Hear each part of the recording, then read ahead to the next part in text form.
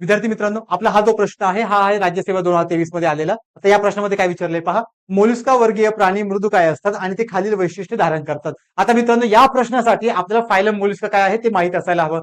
हा phylum Mollusca हा प्राणी वर्गीकरणातील सेकंड लार्जेस्ट फायलम आहे. मग मित्रांनो, जे प्राणी वर्गीकरण आहे त्यातला जो फायलम मोलस्का आहे, मग हा मोलस्का काय फीचर्स देतो, तर फायलम मोलस्का आपल्याकडे हा ॲक्वॅटिक प्लस टेरेस्ट्रियल म्हणजे पाण्यामध्ये प्लस जमिनीवरती पण सापडतो, प्लस हा पूर्ण बॉडी एक मस्क्युलर बॉडी आहे. त्याचबरोबर यांच्या बॉडीवरती आपल्याला सॉफ्ट अँड स्लिमी पोर्शन पाहायला मिळतो. म्हणजे आपलं फायलम मोलस्का आहे, फायलम मोलस्का युनिसेक्सुअल आहे. युनिसेक्सुअल असल्यामुळे त्यांच्याकडे आपल्याला सेक्सुअल रिप्रोडक्शन पाहायला मिळतं. त्याचप्रमाणे जो फायलम आहे फायलम मोलस्का बायलॅटरल सिमेट्रिकल आहे. त्याचबरोबर त्यांची बॉडी कॅव्हिटी ही इकायलोमेट आहे आणि आपल्याला जर त्यांची जर्म लेअरचा विचार केला तर ही काय असते, ट्रिप्लोब्लास्टिक. मग आता ह्या पूर्ण थेअरीच्या बेसवरती आपले विधान काय आहेत पाहूयात. पहिलं विधान आहे आपल्याकडे हे ते प्राणीसृष्टीमध्ये दुसरा सर्वात मोठा वर्ग आहे, हे बरोबर आहे. म्हणजे सेकंड लार्जेस्ट फायलम.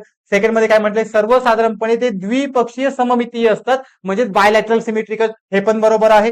तिसऱ्यामध्ये काय म्हटले पहा, ते फक्त जमिनीवरच राहतात. पण लक्षात घ्या, phylum Mollusca second largest phylum आहे, त्यामुळे तो आपल्याला पाण्यात प्लस जमिनीवरती दोन्हीकडेही आढळतो. म्हणून हे वाक्य आपलं कसं आहे, चुकीचं आहे. आणि शेवटी म्हटलंय की त्यांना मांसल पाय असतात म्हणजे मस्क्युलर फीट असतात. मित्रांनो, जो काही आपल्याकडे फायलम मोलस्का आहे त्यामध्ये मोस्ट ऑफ आपल्याला मस्क्युलर पार्ट पाहायला मिळतात. म्हणजे आपला हा पण ऑप्शन काय आहे, बरोबर आहे. म्हणजे आपला ऑप्शन अ ब ड हे 3 बरोबर आहेत. म्हणून आपला आन्सर काय असेल, तर ऑप्शन नंबर 2 असेल.